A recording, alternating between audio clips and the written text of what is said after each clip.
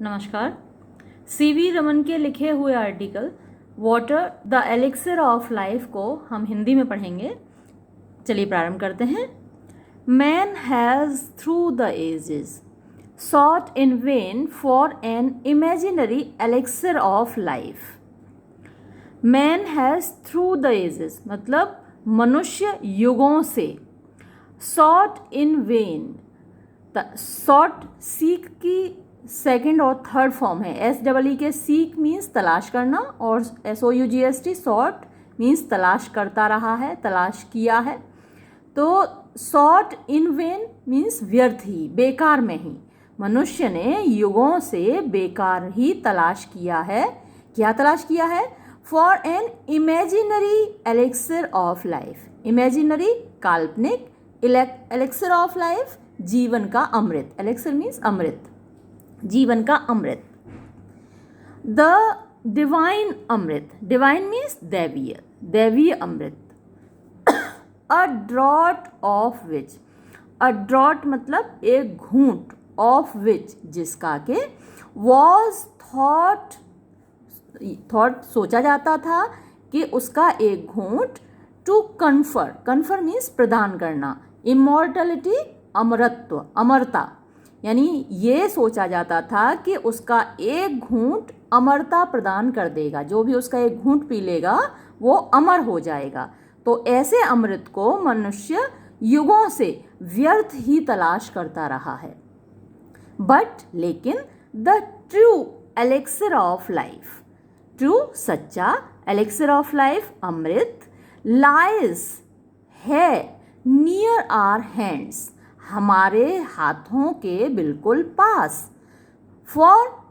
क्योंकि it is the commonest of all liquids, it is the commonest ये सबसे ज़्यादा सामान्य है। ऑफ ऑल लिक्विड्स सारे द्रवों से, सारे द्रवों से ज़्यादा सामान्य है प्लेन वाटर, सादा पानी। तो जो वास्तविक अमृत है जीवन का वो क्या है? प्लेन वाटर, सादा पानी। आई रिमेंबर, मुझे याद है, one day standing on the line, एक दिन खड़े हुए उस पंक्ति पर, विच सेपरेट जो अलग करती है, द लीबियन डेजर्ट लीबिया के रेगिस्तान को, फ्रॉम द वैली, वैली घाटी, घाटी से, कौन सी घाटी से? ऑफ द नाइल, नाइल नदी का नाम है, नील नदी की घाटी से, इन इजिप्ट मिस्र में बहती है नील नदी। तो उसकी घाटी से लीबिया के रेगिस्तान को जो लाइन, जो पंक्ति अलग करती है, उस पर खड़े होना मुझे याद है। ऑन वन साइड, एक ओर, वॉज विजिबल दिखाई दे रहा था, अ सी एक समुद्र, ऑफ बिलोइंग सैंड, बिलोइंग माने परतदार, सैंड क्या होती है? बालू, बालू की परतों का एक समुद्र, विदाउट बिना, अ स्पैक ऑफ ग्रीन, स्पैक यानी कि एक धब्बा, एक बिंदु, कोई छोटा सा स्थान, ऑफ ग्रीन हरियाली का, यानी जहाँ रेगिस्तान होता है वहाँ हरियाली का कोई नामो निशान नहीं होता। तो without a SPAC of green, तो बिना हरियाली के किसी नामो निशान के। और अ सिंगल लिविंग थिंग, और या अ सिंगल एक भी, लिविंग थिंग जीवित वस्तु, एनीवेयर कहीं भी, ऑन इट इस पर। जहाँ रेगिस्तान होता है वहाँ हरियाली नहीं होती, और जहाँ हरियाली नहीं होगी वहाँ जीवन भी नहीं है। हरियाली नहीं है इसका मतलब पानी नहीं है, और पानी के बिना आप जानते हैं जीवन संभव ही नहीं है। तो उस रेगिस्तान में कहीं भी हरियाली का नामो निशान नहीं है, और कहीं भी लिविंग थिंग कोई भी जीवित वस्तु नहीं है। ऑन द अदर साइड दूसरी ओर, ले स्थित है या स्थित था, वन ऑफ द ग्रेटेस्ट एक सर्वाधिक, मोस्ट फर्टाइल यानी विशालतम और सबसे ज़्यादा उपजाऊ, फर्टाइल मीन्स उपजाऊ, एंड डेंसली पॉपुलेटेड, और डेंसली मीन्स घना, पॉपुलेटेड मीन्स जनसंख्या से भरा हुआ। तो घना बसा हुआ, एरिया क्षेत्र, टू बी फाउंड जो कि मिलेगा, एनीवेयर कहीं भी, ऑन द अर्थ धरती पर, यानी धरती पर जो सबसे ज़्यादा घने बसे हुए क्षेत्र हैं उनमें से एक है जो दूसरी ओर है, उस रेगिस्तान के दूसरी ओर।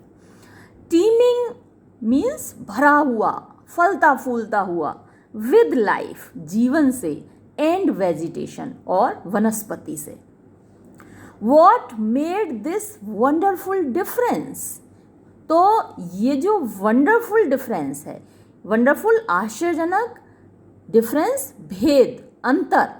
तो ये जो आश्चर्यजनक अंतर है ये किसने बनाया, वॉट मेड किसने बनाया, या कैसे हुआ, कैसे पैदा हुआ ये आश्चर्यजनक डिफरेंस, आश्चर्यजनक भेद, आश्चर्यजनक अंतर। भाई एक तरफ तो जीवन ही जीवन, हरियाली ही हरियाली, और दूसरी तरफ जीवन का नामो निशान नहीं, हरियाली का नामो निशान नहीं, पानी का नामो निशान नहीं। तो ये अंतर पैदा कैसे हुआ, वाई, क्यों? It is the water of the river Nile, ये नील नदी का पानी है जिसने ये अंतर पैदा किया। Flowing down to the Mediterranean, flowing down जो कि बहती है, टू द मेडिटरेनियन, मेडिटरेनियन मतलब भूमध्य सागर की ओर, फ्रॉम इट्स सोर्सेस अपने स्रोतों से, a couple of thousands of miles away, और वो स्रोत कहाँ है नील नदी का, a couple of thousands of miles away, कुछ हजार मील दूर।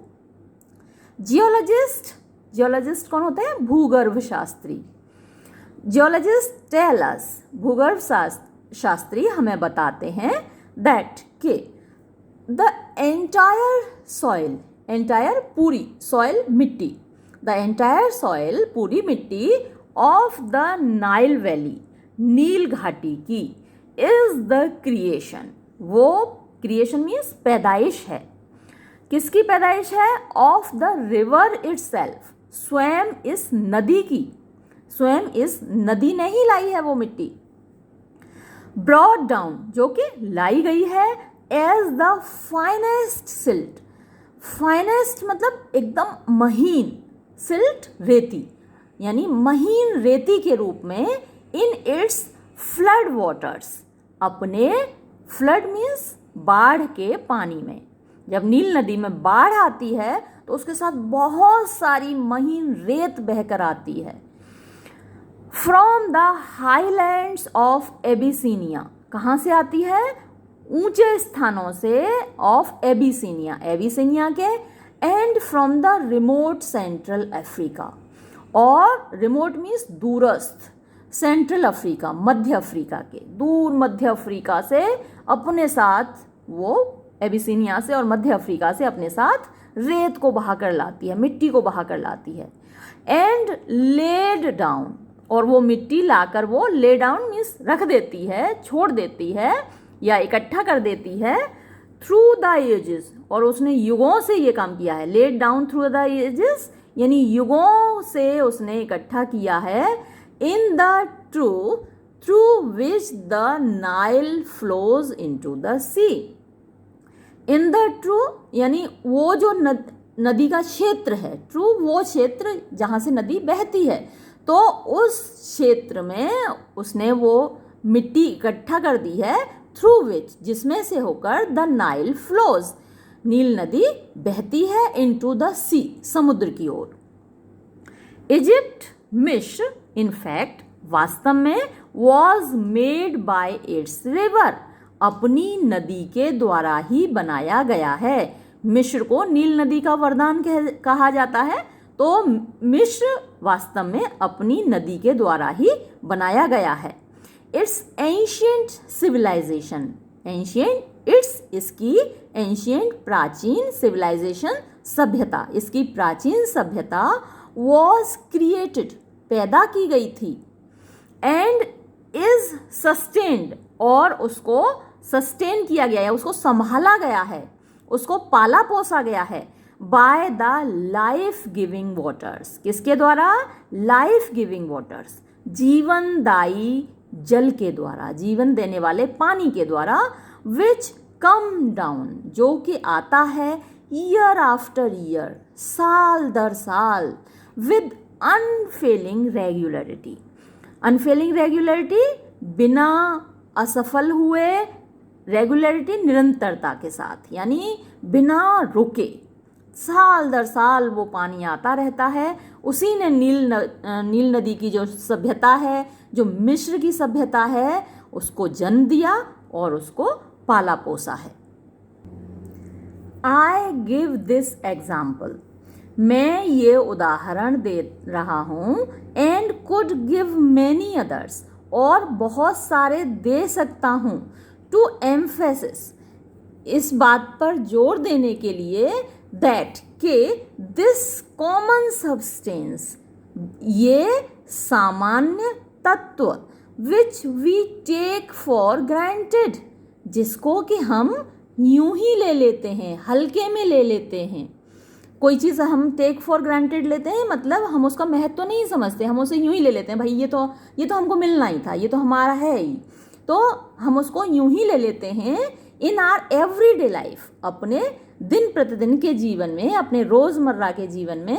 इज द मोस्ट पोटेंट, ये मोस्ट सर्वाधिक, पोटेंट मतलब होता है शक्तिशाली, सर्वाधिक शक्तिशाली है, and the most wonderful thing, और सर्वाधिक आश्चर्यजनक वस्तु है, on the face of our earth, हमारी धरती की सतह पर, फेस मतलब सरफेस, हमारी धरती की सतह पर।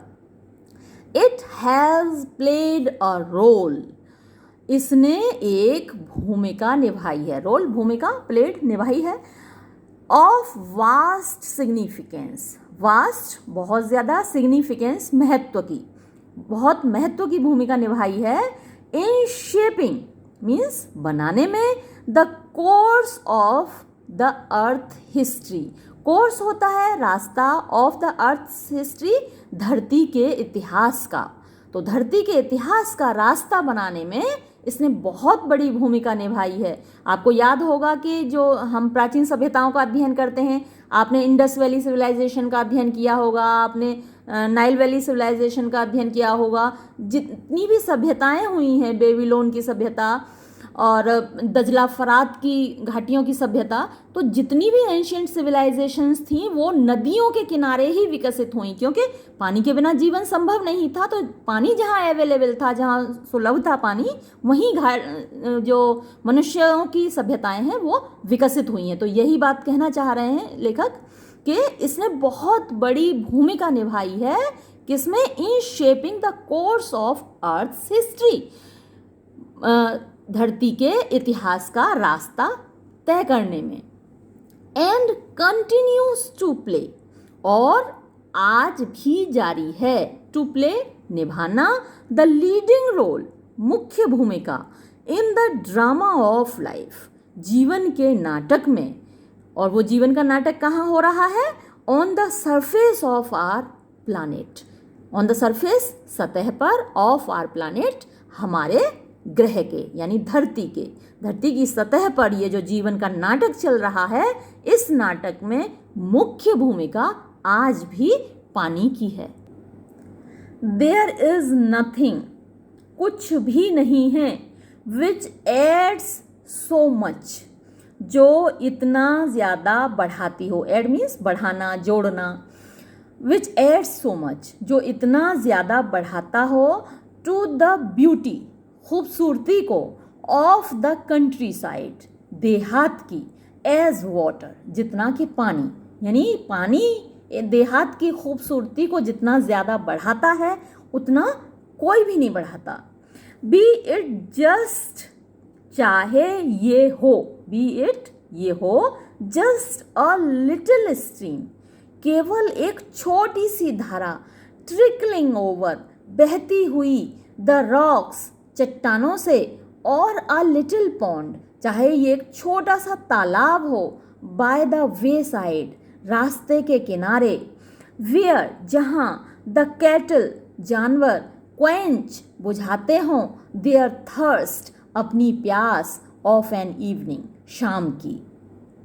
The rain fed tanks, rain fade बारिश से भरने वाले, टैंक्स तालाब,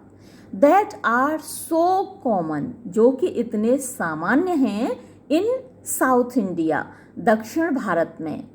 अलास, हे प्रभु, दुर्भाग्य, मतलब दुख प्रकट करने के लिए ये इंटरजेक्शन यूज होता है अलास, तो दुखद है। ऑफन सो सैडली नेग्लेक्टेड, अक्सर सो सैडली भी आ सकता है या बैडली भी आ सकता है, इतनी दुखद तरीके से या इतना बुरे तरीके से नेग्लेक्टेड, उपेक्षित होते हैं, इन देयर मेंटेनेंस, अपने रख रखाव में। जो गांव में तालाब होते हैं उनका रख रखाव तो होता नहीं है, यूज़ तो सभी करते हैं, क्योंकि जो पब्लिक प्लेस होती है, जो पब्लिक की चीज़ होती है, सामान्य लोगों की चीज़ होती है, उसे यूज़ सभी करते हैं लेकिन रख रखाव नहीं करते। तो इसी बात का दुख है लेखक को कि उनको इतनी उपेक्षा की जाती है उनके रख रखाव में। तो ये बीच में था, दोनों तरफ डैश लगा हुआ है, तो ये चीज़ उन्होंने बीच में जोड़ी। जो सेंटेंस हमारा था वो ये था, the rain fed tanks that are so common in South India are a cheering sight when they are full. तो वो जो तालाब हैं वो होते हैं, होते हैं अ चीयरिंग साइट, चीयरिंग मीन्स खुशी देने वाली, साइट दृश्य, व्हेन जब दे आर फुल, वो भरे हुए होते हैं, यानी एक भरा हुआ तालाब, भरी हुई पोखर, हमारे यहाँ पोखर भी बोलते हैं गाँव में, तो जो भरी हुई पोखर होती है, भरा हुआ तालाब होता है, एकदम पानी से लबालब भरा हुआ हो, तो उसे देखकर कितनी खुशी मिलती है, एकदम आंखें खुश हो जाती हैं, मन खुश हो जाता है। They are of course shallow, of course वास्तव में, दे आर शैलो यानी वो उथले होते हैं, बहुत गहरे तो नहीं होते। जो गांव के पोखर होती हैं, तालाब होते हैं, छोटे छोटे बच्चे उसमें आराम से नहाते रहते हैं, तो वो शैलो होते हैं, उथले होते हैं, गहरे नहीं होते। But this is less evident, लेकिन ये लेस मीन्स कम, एविडेंट मीन्स स्पष्ट, ये कम स्पष्ट होता है, यानी हमें दूर से दिखाई नहीं देगा कि ये कितना गहरा है, जो तालाब है या पोखर है वो कितना गहरा है, वो लेस एविडेंट है, यानी कि हमें ये स्पष्ट दिखाई नहीं देगा। क्यों दिखाई नहीं देगा? सिंस, क्योंकि the water is silt laden, जो पानी है वो सिल्ट लेडन होता है। सिल्ट माने रेती, लेडन मीन्स भरा हुआ, रेती से भरा हुआ, यानी रेती उसमें घुली हुई होती है, जो रेत है, मिट्टी है, उसमें घुली हुई होती है। And throws the light back, और वो लाइट को वापस भेज देती है, यानी प्रकाश का परावर्तन कर देती है। And the bottom does not therefore show up, तो हमें बॉटम नहीं दिखाई देती, यानी तलहटी नहीं दिखाई देती, does not therefore show up, यानी हमें दिखाई नहीं देती। तो जब हमें बॉटम नहीं दिखाई देगी, तलहटी नहीं दिखाई देगी तालाब की, तो हमें पता ही नहीं चलेगा कि ये कितना गहरा है। तो वो उथले हैं, लेकिन ऐसा दिखता नहीं है कि वो उथले हैं, क्योंकि जो पानी है वो उसमें रेत मिली हुई होती है, जो कि प्रकाश को परावर्तित कर देती है, तो हमको तलहटी नहीं दिखाई देती, तल नहीं दिखाई देता। दीज टैंक्स, ये तालाब, प्ले, निभाते हैं, अ वाइटल रोल, एक बड़ी भूमिका, एक जीवंत भूमिका, वाइटल मीन्स जीवंत, जीवंत भूमिका इन साउथ इंडियन एग्रीकल्चर, दक्षिण भारतीय खेती में।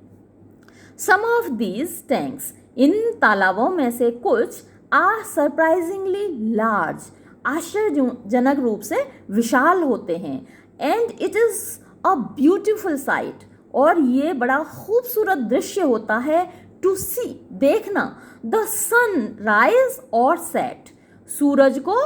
उगते हुए या ढलते हुए, ओवर वन ऑफ देम, उनमें से किसी के भी ऊपर से। क्या दृश्य होता है शाम को या सुबह, जब सूर्योदय हो रहा हो या सूर्यास्त हो रहा हो। आप देखिए कहीं भी नदी के किनारे, तालाब के किनारे, जब सूर्यास्त के समय, क्योंकि जो उसकी लाइट होती है एकदम लाल और ऑरेंज कलर की होती है, और वो जब पानी पर पड़ती है बहुत ही खूबसूरत दृश्य होता है। तो वो दृश्य जबकि सूरज डूब रहा हो या उग रहा हो, और आप उस वक्त किसी पानी के स्रोत के पास हों, तालाब के पास हों या नदी के पास हों, बहुत खूबसूरत होता है। वाटर इन अ लैंडस्केप, पानी किसी जगह पर, लैंडस्केप जगह पर, किसी क्षेत्र में, मे बी कंपेयर्ड, उसकी तुलना की जा सकती है, टू द आईज, आँखों से, इन अ ह्यूमन फेस, एक इंसान के चेहरे पर। यानी एक इंसान के चेहरे पर जैसी आँखें दिखती हैं वैसा ही किसी भूमि क्षेत्र में पानी दिखता है, जल का स्रोत दिखता है, वो तालाब दिखते हैं। इट रिफ्लेक्ट्स, ये प्रदर्शित करता है, the mood of the hour, mood भावावस्था, ऑफ द आर उस समय की। Being bright and gay, being bright वो चमकता है, एंड गे और खुश दिखाई देता है, व्हेन द सन शाइन्स, जब सूरज चमकता है। यानी पानी भी चमकता हुआ दिखता है, खुश दिखता है जब सूरज चमकता है। Turning to dark and gloomy, turning बदल जाता है, टू डार्क अंधेरा, ग्लूमी उदास, यानी वो बदलकर काला और उदास हो जाता है। When the sky is overcast, जब आकाश में बादल छाए हुए हों। One of the most remarkable facts, एक सर्वाधिक रिमार्केबल उल्लेखनीय फैक्ट तथ्य, यानी सर्वाधिक उल्लेखनीय तथ्यों में से एक, अबाउट वाटर पानी के बारे में, इज इट्स पावर वो उसकी शक्ति है, सामर्थ्य है, टू कैरी ले जाने की, सिल्ट रेत को, और फाइनली डिवाइडेड सॉइल या फाइनली महीन रूप से, डिवाइडेड घिसी हुई, पिसी हुई, टूटी हुई, सॉइल मिट्टी, इन सस्पेंशन, सस्पेंशन मतलब अपने अंदर घोल कर, अपने अंदर लाद कर, यानी जो पानी है उसके अंदर ताकत है अपने अंदर रेती को ले जाने की, महीन पिसी हुई मिट्टी को ले जाने की। This is the origin of the characteristic colour, this is the origin यही उत्पत्ति है, यही कारण है, of the characteristic colour, characteristic colour यानी जो विशेष रंग होता है, कैरेक्टरिस्टिक विशेष कलर रंग, ऑफ द वाटर पानी का, in rain fed tanks, rain fed जो वर्षा से भरे जाते हैं टैंक्स तालाबों में, यानी वर्षा से भरे जाने वाले तालाबों में जो पानी का विशेष रंग होता है वो किस लिए होता है, क्योंकि उसमें मिट्टी घुली हुई होती है, सिल्ट घुली हुई होती है। दिस कलर वेरीज, ये रंग, वेरीज मीन्स अलग अलग होता है, विविध होता है, भिन्न होता है, with the nature of the earth, with the nature of the earth, nature प्रकृति, ऑफ द अर्थ धरती की, मिट्टी की, इन द कैचमेंट एरिया उस क्षेत्र में। कैचमेंट एरिया क्या है, आपने अगर ज्योग्राफी पढ़ा है तो कैचमेंट एरिया एक जल संग्रहण क्षेत्र होता है। अक्सर ये जो क्षेत्र है पहाड़ियों से घिरा हुआ होता है, तो जो बारिश होती है, बारिश का सारा पानी ऊपर से बहकर वहाँ पर इकट्ठा हो जाता है। उस एरिया को जहाँ पर ये पानी इकट्ठा हो जाता है उसको कैचमेंट एरिया बोलते हैं, और उस कैचमेंट एरिया से फिर वो सारा पानी इकट्ठा होकर एक धारा के रूप में, एक नदी के रूप में आगे बढ़ता है, वो चैनलाइज हो जाता है। वो पानी ऊपर से तो अलग अलग क्षेत्रों से आता है वो पानी रिस कर, और एक कैचमेंट एरिया में, एक जल ग्रहण क्षेत्र में वो इकट्ठा हो जाता है, और फिर वहाँ से इकट्ठा होकर और चैनलाइज होकर एक नदी के रूप में, एक धारा के रूप में आगे बढ़ जाता है। तो वहाँ की जो कैचमेंट एरिया की मिट्टी होती है, एंड इज विविड, तो ये जो रंग है, फिर से देखते हैं सेंटेंस को, दिस कलर वेरीज, ये रंग भिन्न होता है, with the nature of the earth, यानी धरती की प्रकृति के अनुसार, या आप कह सकते हैं मिट्टी की प्रकृति के अनुसार, इन द कैचमेंट एरिया जल ग्रहण क्षेत्र में, एंड इज मोस्ट विविड, और वो सर्वाधिक, विविड मीन्स जीवंत होता है या स्पष्ट होता है, इमीडिएटली आफ्टर, इमीडिएटली होता है जस्ट ठीक बाद, तुरंत बाद, अ फ्रेश इनफ्लो, फ्रेश मीन्स ताज़ा या हल्का, इनफ्लो बहाव, फॉलोइंग रेन जो कि बरसात के बाद में होता है, यानी बरसात के बाद जो तुरंत बहाव होता है या जो पानी बहकर आता है उसमें जो रंग होता है वही पानी में घुल जाता है, जो मिट्टी का रंग होता है वहाँ की आसपास की, वही उस पानी का रंग भी हो जाता है। स्विफ्टली फ्लोइंग वाटर, स्विफ्टली तेजी से, फ्लोइंग बहता हुआ, वाटर पानी, तेजी से बहता हुआ पानी, कैन कैरी ले जा सकता है, फेयरली लार्ज, फेयरली काफ़ी, लार्ज बड़ा विशाल, एंड हैवी पार्टिकल्स और बड़े पार्टिकल्स अणुओं को, कणों को, द फाइनेस्ट पार्टिकल्स, फाइनेस्ट महीनतम, पार्टिकल्स कण, हाउएवर किंतु, remain floating within, remain रहते हैं, फ्लोटिंग तैरते हुए, विद इन द लिक्विड द्रव के अंदर, इन स्पाइट ऑफ के बावजूद, किसके बावजूद, देयर ग्रेटर डेंसिटी, अपनी ग्रेटर काफ़ी या बड़ी, डेंसिटी घनत्व, अपने काफ़ी घनत्व के बावजूद, एंड आर कैरिड और ले जाए जाते हैं, टू ग्रेट डिस्टेंसेस, बड़ी बड़ी दूर तक, यानी वो पानी के साथ बहुत दूर तक बहते हुए चले जाते हैं। सच पार्टिकल्स आर, ये ऐसे कण होते हैं, ऑफ कोर्स वास्तव में, एक्सट्रीमली स्मॉल, अत्यंत छोटे, बट लेकिन, देयर नंबर उनकी संख्या, इज ऑल्सो ग्रेट वो भी बहुत होती है, and incredibly large, incredibly means अविश्वसनीय रूप से, लार्ज विशाल, अमाउंट मात्रा, ऑफ सॉलिड मैटर ठोस पदार्थ की, कैन बी ट्रांसपोर्टेड ले जाई जा सकती है, इन दिस वे इस प्रकार से। When silt laden water, when जब silt laden पानी नहीं रेत से लदा हुआ, water पानी, mixes मिलता है, with the salt water नमकीन पानी से, of the sea समुद्र के, there is वहाँ होता है, rapid precipitation, rapid होता है तीव्र, तेजी से होने वाला, प्रेसिपिटेशन आप कह सकते हैं, संघनन, संघनन क्या, आप जो बैठ जाता है, जो मिट्टी है वो क्या होती है, बैठ जाती है, उसको हिंदी में और साइंस में कहते हैं अवक्षेपण होना, तो मिट्टी का अवक्षेपण हो जाता है, वो मिट्टी बैठ जाती है, ऑफ द सस्पेंडेड मैटर, जो सस्पेंडेड मीन्स घुला हुआ, मैटर मीन्स तत्व, तो जो घुले हुए तत्व हैं उनका अवक्षेपण हो जाता है, वो तेजी से बैठ जाते हैं। This can be readily scene,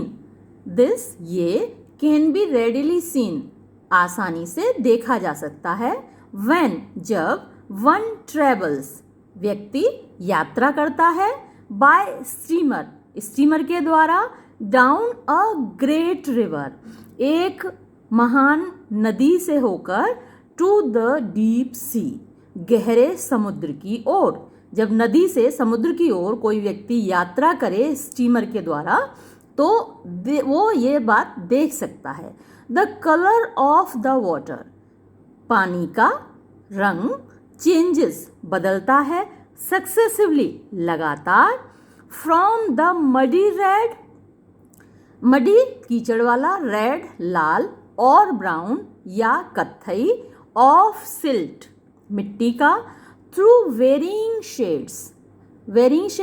बदलते हुए विविध प्रकार के रंगों से, of yellow and green yellow पीला, ग्रीन हरा, finally to the blue of the deep sea और फाइनली अंततः टू द ब्लू यानी नीले रंग का, ऑफ द डीप सी गहरे समुद्र का, यानी नदी से होता हुआ पानी जब समुद्र में जाता है तो उसका रंग लगातार बदलता है, जो मडी रेड या ब्राउन होता है जहाँ से आ रहा है पानी नदी में, तो अगर लाल मिट्टी से आ रहा है, ऐसे क्षेत्र से आ रहा है जहाँ की मिट्टी लाल है या ब्राउन है, तो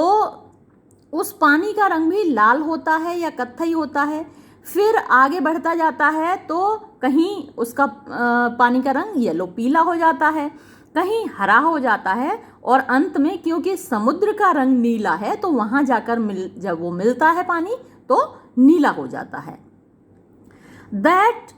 great tracts of land have been formed, that के ग्रेट ट्रैक्ट्स ऑफ लैंड, बड़े भूभाग धरती के, ट्रैक्ट्स भूभाग, ऑफ लैंड धरती के,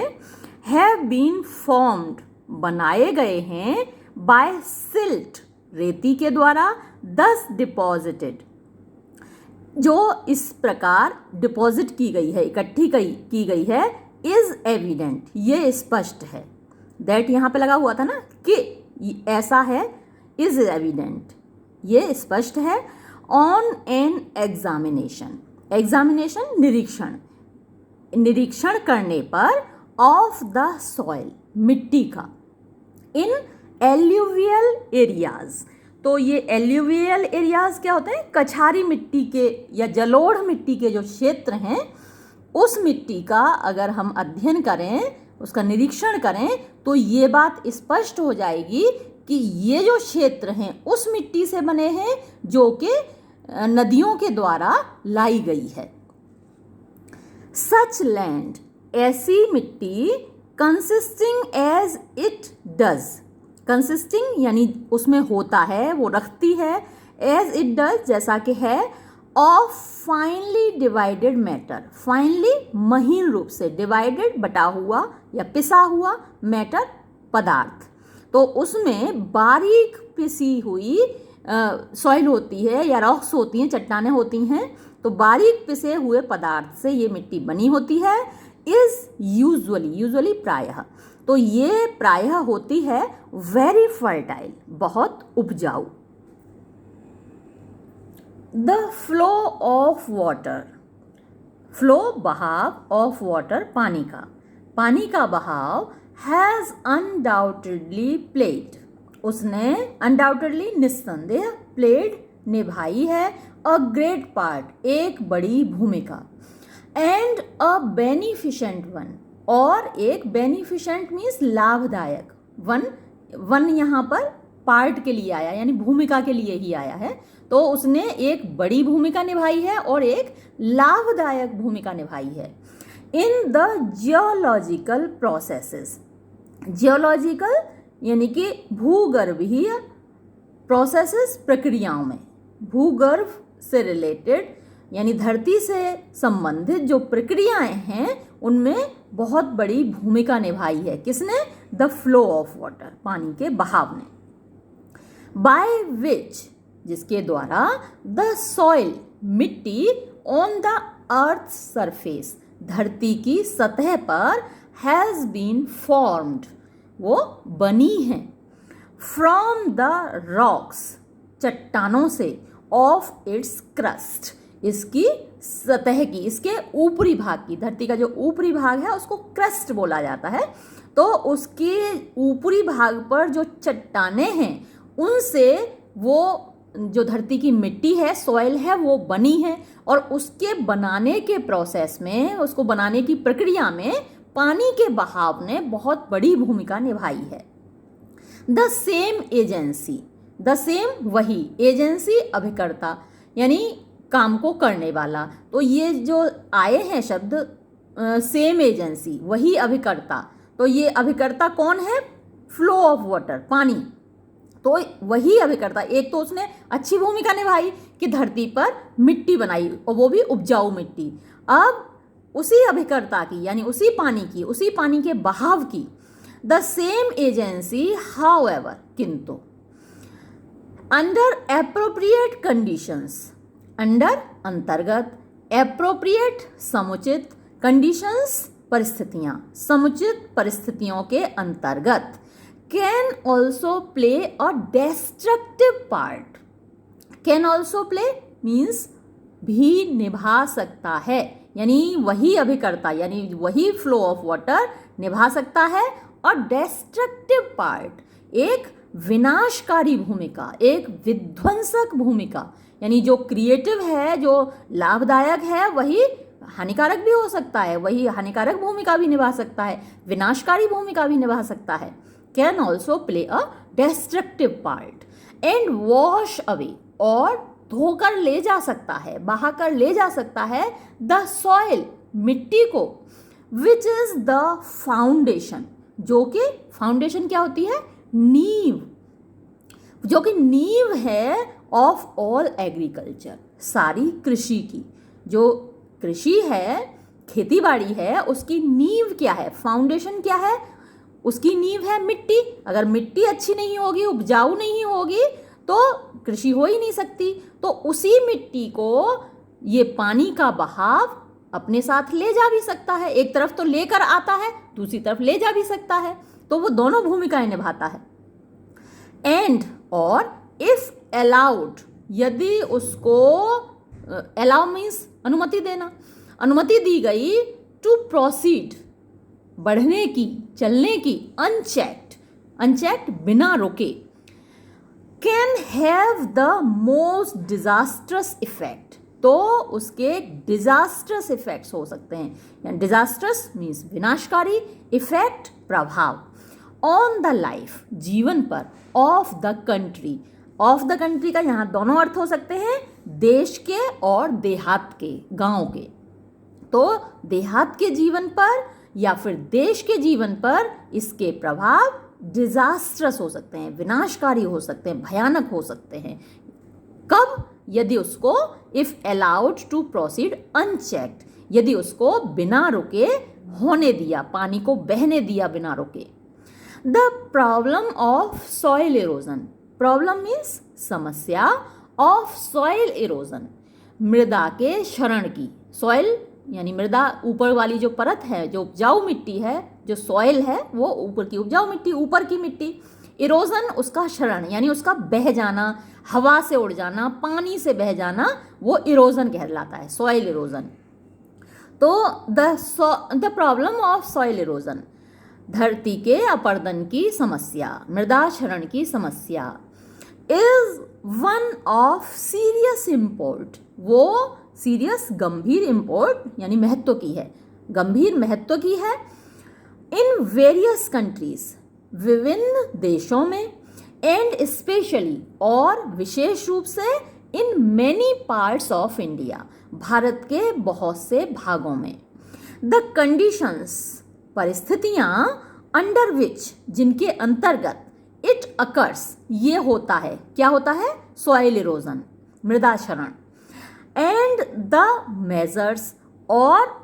मेजर्स मीन्स उपाय, और उपाय, बाय विच, जिनके द्वारा, इट कैन बी चेक्ड, इसको रोका जा सकता है, are deserving,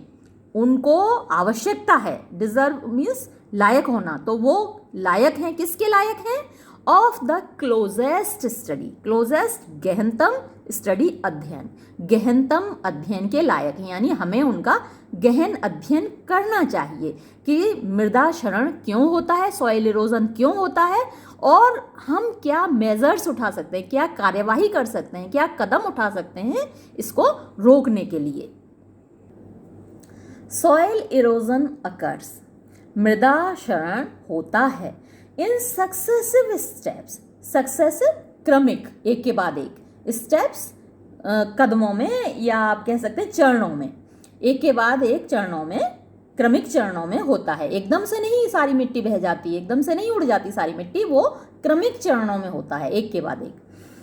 the earliest of which, the earliest means शुरुआत के, ऑफ विच जिनमें से, मे इजीली पास अननोटिस्ड, इजीली आसानी से, पास अननोटिस्ड यानी गुजर सकते हैं, अननोटिस्ड यानी हम अदृश्य अगोचर रूप से, हम उन्हें देख नहीं पाते, धीरे धीरे मिट्टी गायब हो रही है, ऊपर की परत उड़ रही है हवा के साथ या पानी के साथ बह रही है, तो प्रारंभ में वो हमको दिखाई नहीं देते, शुरुआत में हमको दिखाई नहीं देते, विच में पास इजीली अननोटिस्ड यानी आराम से वो बिना देखे अदृश्य रूप से जो प्रारंभिक चरण है वो निकल जाते हैं। इन द लेटर स्टेजेस, जो बाद के चरण हैं,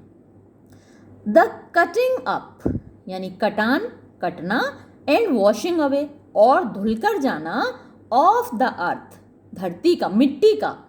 is only too painfully apparent, वो टू मीन्स बहुत ज़्यादा, पेनफुली दुखद रूप से, एपरेंट स्पष्ट होता है, बहुत दुखद रूप से दिखाई देता है उसका कटान, प्रारंभ में तो नहीं दिखाई देता लेकिन बाद में बहुत स्पष्ट रूप से दिखाई देता है। In the formation of deep gullies and ravines. कब दिखाई देता है? In the formation, formation means बनना, जब बन जाते हैं, ऑफ डीप मीन्स गहरे, गलीज आप कह सकते हैं जो अवनालिका अपर्दन बोलते हैं इसको, यानी खड्ड बन जाते हैं एक तरीके से। रेवाइंस, रेवाइंस वही खड्ड हैं, बीहड़ बोलते हैं। अगर हमारे पास तो इधर चंबल के बीहड़ हैं, तो पानी जो बहता है अपने साथ कहीं कहीं से मिट्टी ले जाता है, कहीं छोड़ जाता है, तो वहाँ गहरे गहरे खड्डे बन जाते हैं, बीहड़ बन जाते हैं। तो वो जो मिट्टी है बीहड़ में कुछ भी नहीं पैदा हो सकता। तो ये हमको दिखाई देता है जब गहरे डीप गलीज एंड रेवाइंस, जब गहरे खड्ड और बीहड़ बन जाते हैं। विच मेक, जो बना देते हैं, ऑल एग्रीकल्चर, हर तरीके की कृषि को, इम्पॉसिबल, असंभव। यानी इन बीहड़ों में, चंबल के बीहड़ों में कोई भी किसी भी प्रकार की खेती नहीं हो सकती। ऊंचे ऊंचे टीले हैं वहाँ, आपको पता होगा पहले बहुत सारे बदमाश और डाकू लोग रहते थे, तो इनमें कृषि असंभव हो जाती है। Sudden burst of excessively heavy rain, sudden अचानक, बर्स्ट फट पड़ना, ऑफ एक्सेसिवली, एक्सेसिवली बहुत ज़्यादा, हैवी रेन भारी बारिश, बहुत ज़्यादा भारी बारिश का अचानक से फट पड़ना, रिजल्टिंग जिसका कि परिणाम होता है in a large run of surplus water, large मतलब बहुत बड़ा, रन मीन्स बहाव, ऑफ सरप्लस वाटर अतिरिक्त पानी का, आर द प्रिंसिपल फैक्टर्स, वो प्रिंसिपल मीन्स मुख्य, फैक्टर्स कारण हैं, in causing soil erosion, in causing पैदा करने में, सॉइल इरोजन मृदा का क्षरण। तो उनकी वजह से जो अतिरिक्त पानी होता है उसके बहाव से मृदा का क्षरण होता है, मिट्टी बहकर चली जाती है। कंट्रीब्यूटरी कॉजेस, कंट्रीब्यूटरी और अपना सहयोग देने वाले जो कारण हैं, आर वो हैं द स्लोप ऑफ लैंड, धरती का ढलान, removal of the natural protective coat, removal हटाया जाना, ऑफ द नेचुरल, नेचुरल प्राकृतिक, प्रोटेक्टिव जो सुरक्षा करने वाला, कोट परत, ऑफ वेजिटेशन वनस्पति का। तो वनस्पति का जो कोट है, वनस्पति की जो परत है, वो प्राकृतिक रूप से मिट्टी की सुरक्षा करती है। जो घास है, पेड़ है, पौधे हैं, वो मिट्टी को बहने नहीं देते, उड़ने नहीं देते, मृदा का क्षरण नहीं होने देते, सॉइल इरोजन नहीं होने देते। और क्या है? The existence of रट्स along which the water can flow, the existence of रट, रट क्या होती है? लीक, एक पतली सी जगह बन जाती है, तो उनका अस्तित्व, द एग्जिस्टेंस ऑफ रट्स, लीकों का अस्तित्व, अलोंग विच जिनमें से होकर द वाटर कैन फ्लो पानी बह सकता है, with rapidly gathering momentum, rapidly तेजी से, गैदरिंग यानी प्राप्त करते हुए, इकट्ठा करते हुए, मोमेंटम, मोमेंटम क्या होता है? संवेग। यानी आपने पढ़ा होगा मोमेंटम के वेलोसिटी और मास को जब मल्टीप्लाई कर दें तो मोमेंटम आता है। जब पानी तेजी से बहता है तो उसका मोमेंटम बढ़ जाता है, संवेग बढ़ जाता है, और वो उस मोमेंटम में कुछ भी बहा कर ले जा सकता है। बहाव, तेज बहाव होता है, उसमें बहुत शक्ति होती है और वो बहा कर ले जा सकता है सारी मिट्टी को, पत्थरों को, बड़े बड़े। And the absence of any checks, absence अनुपस्थिति, ऑफ एनी चेक्स मीन्स बाधाएं, ऑफ सच फ्लो ऐसे बहाव की। तो इस बहाव के रास्ते में बाधाओं की अनुपस्थिति, ये सारे कारण हैं जो कि कंट्रीब्यूटरी कॉजेस हैं, अपना योगदान देते हैं ये सारे कारण किसमें? सॉइल इरोजन में। इनक्रेडिबली लार्ज, इनक्रेडिबली अविश्वसनीय रूप से, लार्ज क्वांटिटीज विशाल मात्राएं, ऑफ प्रेशियस सॉइल कीमती मिट्टी की, कैन बी वॉश्ड अवे धोकर ले जाई जा सकती हैं, बहाकर ले जाई जा सकती हैं। इफ कंडीशंस एग्जिस्ट यदि परिस्थितियां अस्तित्व में हैं, as is too often the case जैसा कि अक्सर मामला होता है। अक्सर ऐसी परिस्थितियां होती हैं और ऐसी परिस्थितियों में विशाल मात्रा मिट्टी की बहाकर ले जाई जाती है। द मीनेस समस्या विच सॉइल इरोजन प्रेजेंट्स, विच जो के सॉइल इरोजन मृदा क्षरण प्रेजेंट्स पैदा करता है, उपस्थित करता है, टू द कंटिन्यूएंस, कंटिन्यूएंस यानी बनाए रखने के लिए, ऑफ सक्सेसफुल एग्रीकल्चर सफल खेती को, is an alarming one, alarming one आश्चर्यजनक है, यानी वो समस्या आश्चर्यजनक है। In many parts of India, Bharat के बहुत सारे भागों में। कॉलिंग, कॉलिंग मतलब उसको आवश्यकता है, अर्जेंटली तुरंत, फॉर अटेंशन ध्यान देने की, एंड प्रिवेंटिव एक्शन और प्रिवेंटिव यानी रोकथाम के, निवारण के, एक्शन कार्यवाही के, तो उसके निवारण के लिए कार्यवाही करने की तुरंत आवश्यकता है, उस पर तुरंत ध्यान देने की आवश्यकता है। The terracing of land, terracing क्या होता है, परत लगाकर या सीढ़ियाँ बनाकर, तो जमीन पर टेरेसिंग करना यानी कि सीढ़ियाँ लगाना, सीढ़ियाँ बनाना, परतें बनाना। कंस्ट्रक्शन ऑफ बंड्स, और कंस्ट्रक्शन मीन्स बनाना, निर्माण करना, ऑफ बंड्स बांध का। टू चेक रोकने के लिए, द फ्लो ऑफ वाटर पानी के बहाव को, यानी बीच बीच में हम मेड़ बना दें, मिट्टी वहाँ पर रख दें, किसी भी तरीके से बांध लगा दें जो कि पानी एकदम से ना बहे, तो ये बांध बनाना। The practice of contour cultivation, the practice यानी अभ्यास या करना, ऑफ कंटूर कल्टीवेशन, ये कंटूर कल्टीवेशन क्या होती है, इसको हिंदी में समोच्च खेती कहते हैं। इसमें भी एक तरीके से परतें बना दी जाती हैं, एक लाइन बना दी, उस पर बीज बो दिए, फिर उसके नीचे एक और लाइन बना दी, फिर उसमें बीज बो दिए, तो वो कंटूर कल्टीवेशन कहलाती है, समोच्च खेती कहलाती है। तो ये समोच्च खेती। And the planting of appropriate types of vegetation, और प्लांटिंग मीन्स रोपण, पौधारोपण, ऑफ एप्रोप्रिएट मीन्स समुचित, टाइप्स प्रकार के, ऑफ वेजिटेशन वनस्पति, यानी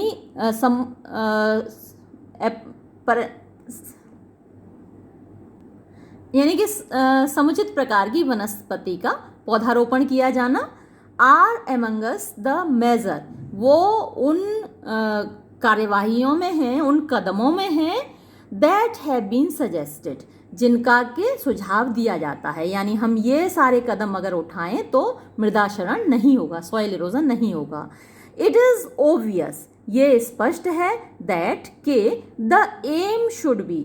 उद्देश्य होना चाहिए, टू चेक रोकना, द फ्लो ऑफ वाटर पानी के बहाव को, एट द अर्लीएस्ट जितना जल्दी हो सके उतना, पॉसिबल संभव, जितना जल्दी संभव हो सके, पॉसिबल स्टेज यानी प्राथमिक स्टेज में ही, बिफोर इट हैज़ एक्वायर्ड इससे पहले कि वो प्राप्त कर ले, एनी एप्रिशिएबल मोमेंटम, एनी कोई भी, एप्रिशिएबल बड़ा, मोमेंटम संवेग, वो बड़ा संवेग प्राप्त कर ले, बड़ी शक्ति प्राप्त कर ले, उससे पहले हमें रोकना चाहिए। एंड करेस्पॉन्डिंगली लार्ज डिस्ट्रक्टिव पावर, करेस्पॉन्डिंगली इसी प्रकार लार्ज बड़ी, डिस्ट्रक्टिव विनाशकारी, पावर शक्ति, यानी इससे पहले कि वो बड़ा संवेग प्राप्त कर ले, बड़ी विनाशकारी शक्ति प्राप्त कर ले, उससे पहले ही हमें मृदा क्षरण को, पानी के तेज बहाव को रोक लेना चाहिए। वाटर इज द बेसिस, पानी आधारशिला है, ऑफ ऑल लाइफ सारे जीवन की, एवरी एनिमल और प्लांट प्रत्येक जंतु, जीव जंतु, और प्लांट और पौधा, वनस्पति, कंटेन्स रखता है, अ सब्सटेंशियल प्रपोर्शन एक सब्सटेंशियल पर्याप्त, प्रपोर्शन मात्रा, ऑफ फ्री मुक्त और कंबाइंड वाटर या मिश्रित पानी की, इन इट्स बॉडी अपने शरीर में, यानी कि हर जीव जंतु में और हर पेड़ पौधे में पानी की मात्रा होती है। And know kind of physiological activity, और किसी भी प्रकार की शारीरिक क्रिया इज पॉसिबल, यानी नो पहले लगा है, इज पॉसिबल यानी कि संभव नहीं है, इन विच जिसमें कि the fluid does not play an essential part, जिसमें कि फ्लूइड द्रव डज नॉट प्ले नहीं निभाता हो एन इसेंशियल पार्ट, एक आवश्यक भूमिका। वाटर इज पानी है, ऑफ कोर्स वास्तव में, नेसेसरी आवश्यक, फॉर एनिमल लाइफ जानवरों के जीवन के लिए, जंतुओं के जीवन के लिए, वाइल जबकि moisture in the soil, moisture नमी, इन द सॉइल मिट्टी में, इज इक्वली इम्परेटिव, इक्वली समान रूप से, इम्परेटिव आवश्यक है, फॉर द लाइफ जीवन के लिए, एंड ग्रोथ और वृद्धि के लिए, ऑफ प्लांट्स पौधों की, एंड ट्रीज और पेड़ों की, दो यद्यपि, द क्वांटिटी मात्रा, नेसेसरी जो कि आवश्यक है, वेरीज भिन्न होती है, इनॉर्मसली पर्याप्त रूप से, विद द स्पेसीज, स्पेसीज यानी कि आप कहिए कि प्रजातियों के हिसाब से, यानी हर प्रजाति की जो आवश्यकता होती है पानी की अलग अलग होती है, लेकिन आवश्यकता होती अवश्य है सभी को। द कंजर्वेशन, कंजर्वेशन संरक्षण, एंड यूटिलाइजेशन और उपयोग, ऑफ वाटर पानी का, इज है, दस इस प्रकार, फंडामेंटल मौलिक, फॉर ह्यूमन वेलफेयर मानव कल्याण के लिए, अपार्ट फ्रॉम अलग, आर्टिजियन वाटर, आर्टिजियन वाटर कौन सा है, जो भूगर्भ जल है, धरती के अंदर का जो पानी है, तो उस पानी से अलग, द अल्टीमेट सोर्स, अल्टीमेट अंतिम, सोर्स स्रोत, इन ऑल केसेस सभी मामलों में, इज रेन बरसात है, और स्नोफॉल या फिर जो बर्फबारी है, बर्फ गिरती है वो है, हिमपात है। मच ऑफ इंडियन कल्चर, अधिकतर भारतीय कृषि, डिपेंड्स निर्भर होती है, ऑन सीजनल रेनफॉल, सीजनल मौसम की, रेनफॉल बरसात, मौसम की बरसात पर, एंड इज देयरफॉर और है, देयरफॉर इसलिए, वेरी सेंसिटिव बहुत संवेदनशील, टू एनी फेल्योर किसी भी असफलता के प्रति, और इरेगुलरिटी और अनियमितता के प्रति, ऑफ द सेम उसकी, किसकी, बारिश की, यानी बारिश अगर फेल होती है अर्थात बारिश नहीं आती है या फिर इरेगुलर है, अनियमित है, कभी हुई कभी नहीं हुई, तो इसके प्रति जो कृषि है, जो खेती है भारत की, वो सेंसिटिव है, इसके प्रति संवेदनशील है।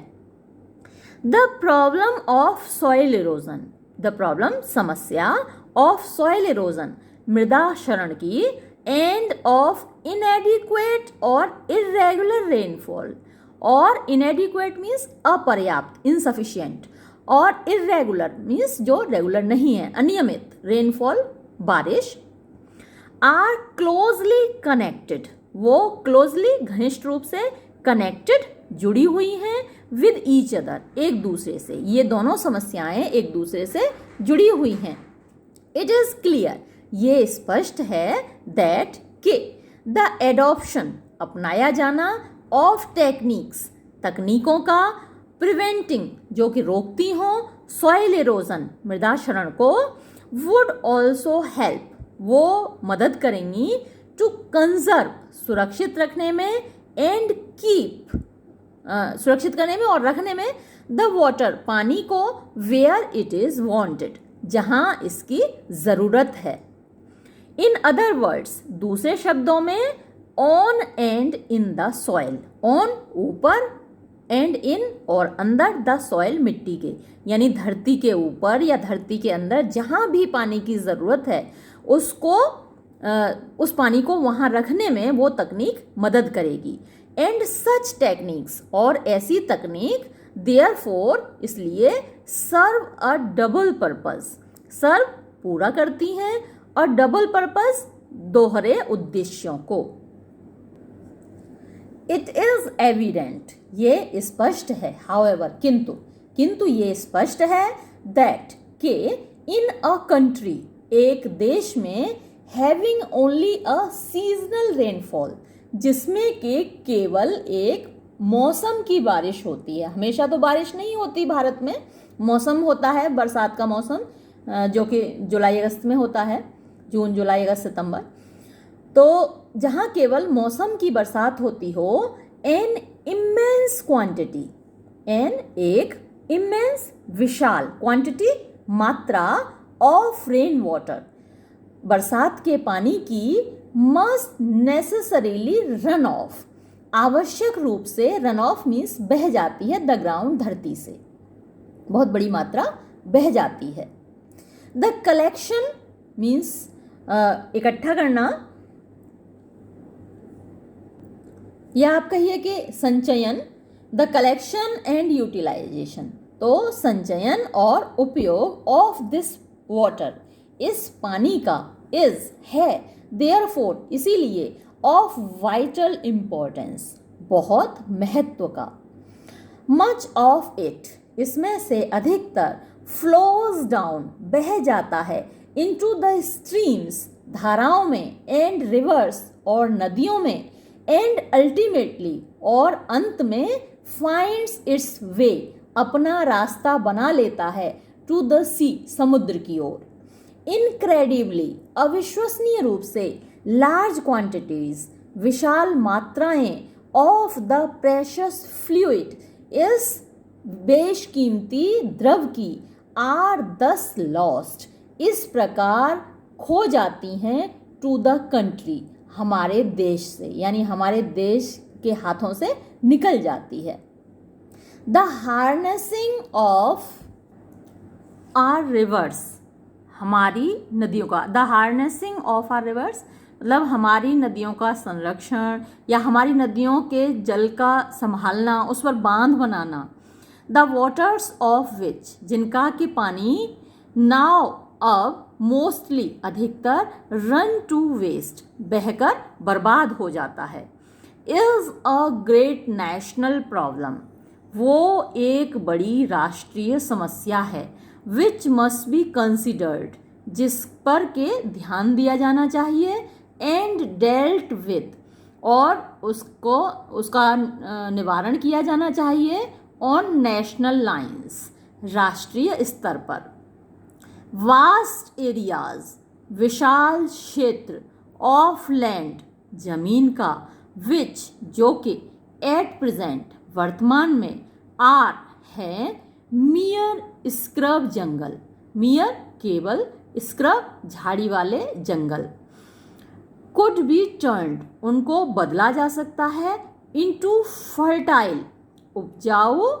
एंड प्रॉस्परस, और समृद्ध, कंट्री, देहात में, उनको बदलकर, उन जंगलों को जो कटीली झाड़ियों के बने हुए हैं, उनको बदलकर उपजाऊ और समृद्ध देहात में परिवर्तित किया जा सकता है। बाय करेजियस, यानी साहसिक, एंड वेल प्लान्ड, और सुनियोजित, एक्शन, कार्यवाही के द्वारा, साहसिक और सुनियोजित कार्यवाही के द्वारा, यानी अच्छे से प्लान बना के, थोड़ा हिम्मत करके, साहस करके यदि कोशिश की जाए तो उन जंगलों को हम उपजाऊ और समृद्ध देहात में बदल सकते हैं। क्लोजली कनेक्टेड, क्लोजली घनिष्ठ रूप से, कनेक्टेड जुड़े हुए, with the conservation of water,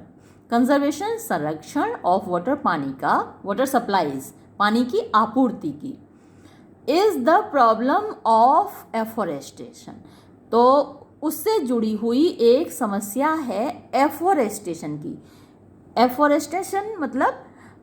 वृक्षारोपण, एक तो होता है डिफोरेस्टेशन, डिफोरेस्टेशन में क्या है, अगर हम जंगलों को काटते हैं, पेड़ों को काटते हैं तो वो कहलाता है डिफोरेस्टेशन, और अगर हम पेड़ लगाते हैं तो उसको कहा जाता है एफोरेस्टेशन।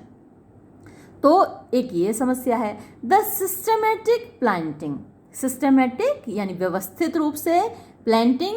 पौधारोपण, ऑफ सुइटेबल ट्रीज, सुइटेबल उपयुक्त ट्रीज पेड़ों का, उपयुक्त पेड़ों का, इन एवरी पॉसिबल हर संभव और इवन इन इम्पॉसिबल एरियाज और यहाँ तक कि असंभव क्षेत्रों में भी, एंड द डेवलपमेंट और विकास of what can be what one can call, जिसको कि व्यक्ति कह सकता है सिविलाइज्ड फॉरेस्ट, सभ्य जंगल, एज डिस्टिंग्विश्ड जो कि भिन्न हैं, डिस्टिंग्विश्ड भिन्न हैं, from wild and untamed jungle, wild जंगली, अनटेम्ड यानी जो सभ्य नहीं है जंगल। एक तो जो वाइल्ड अनटेम्ड जंगल का क्या है, जो अपने आप उग जाते हैं पेड़, कहीं भी कोई भी पेड़ उगा हुआ है तो वो वाइल्ड अनटेम्ड जंगल है। और सिविलाइज्ड फॉरेस्ट क्या है, जिसको मनुष्य ने खुद लगाया है प्लानिंग करके, तो वो सिविलाइज्ड फॉरेस्ट है। Is one of the most urgent needs, तो वो मोस्ट अर्जेंट नीड्स सर्वाधिक ज़रूरी आवश्यकताओं में से एक है ऑफ इंडिया, भारत की। तो भारत में बहुत बड़ी आवश्यकता है और ज़्यादा पेड़ लगाने की, सिविलाइज्ड फॉरेस्ट उगाने की, सभ्य जंगल उगाने की, यानी प्लानिंग करके पेड़ उगाने की बहुत महती आवश्यकता है। सच प्लांटेशन, ऐसा पौधारोपण, वुड डायरेक्टली, वो डायरेक्टली सीधे तौर पर और इनडायरेक्टली परोक्ष रूप से, यानी डायरेक्टली प्रत्यक्ष रूप से और इनडायरेक्टली परोक्ष रूप से, प्रूव साबित होगा, अ सोर्स एक स्रोत, of untold wealth, untold wealth का मतलब बहुत विशाल धन की, धन का स्रोत साबित होगा, टू द कंट्री देश के लिए। दे वुड चेक, वो रोकेंगे, सॉइल इरोजन मृदा क्षरण को, यदि हम जंगल लगाएंगे, पेड़ लगाएंगे तो वो मृदा क्षरण को रोकेंगे, यानी जहाँ पर पेड़ होता है वहाँ मिट्टी का कटाव नहीं होता है, तो हम अगर जंगल लगाएंगे तो उससे मिट्टी का कटाव रुकेगा। They would check soil erosion, वो मिट्टी के कटाव को रोकेंगे, and conserve the rainfall of the country, और कंजर्व यानी कि सुरक्षित रखेंगे, द रेनफॉल जो बारिश का पानी होगा, ऑफ द कंट्री देश का, फ्रॉम फ्लोइंग अवे बहने से, टू वेस्ट यानी बर्बाद होने में, यानी बहकर जो बर्बाद हो जाता है पानी, उसको बहने से और बर्बाद होने से वो जंगल, वो पेड़ रोकेंगे। एंड वुड प्रोवाइड, और वो उपलब्ध कराएंगे, द नेसेसरी सप्लाईज, नेसेसरी आवश्यक, सप्लाईज आपूर्ति, ऑफ चीप फ्यूल सस्ते ईंधन की, लकड़ी मिलेगी जंगल से तो सस्ता ईंधन उपलब्ध होगा। क्योंकि जिस वक्त ये लिखा गया है निबंध जो आप पढ़ रहे हैं ये चैप्टर, उस वक्त गैस जो एलपीजी हम घरों में प्रयोग करते हैं उस वक्त उसकी उतनी सप्लाई नहीं थी। आज तो काफ़ी घरों में, ज़्यादातर घरों में एलपीजी है तो हम उसको प्रयोग करते हैं। पहले लकड़ी ही भोजन बनाने के लिए उपयोग होती थी, तो इसीलिए लेखक का कहना है कि सस्ता आवश्यक ईंधन ये उपलब्ध कराएंगे जंगल। एंड 10 और इस प्रकार रेंडर अननेसेसरी, रेंडर मीन्स कर देंगे, अननेसेसरी अनावश्यक, अनावश्यक कर देंगे। इसको ध्यान से देखिएगा। द वेस्टफुल कन्वर्जन, वेस्टफुल बर्बादी से भरा हुआ, कन्वर्जन यानी परिवर्तन, of farm yard, farm yard यानी जो जहाँ पर जानवर रहते हैं जानवरों के अहाते का, मैन्योर मीन्स खाद यानी जानवरों का गोबर, into a form of fuel एक प्रकार के ईंधन में। आपको ज्ञात होगा कि गांव में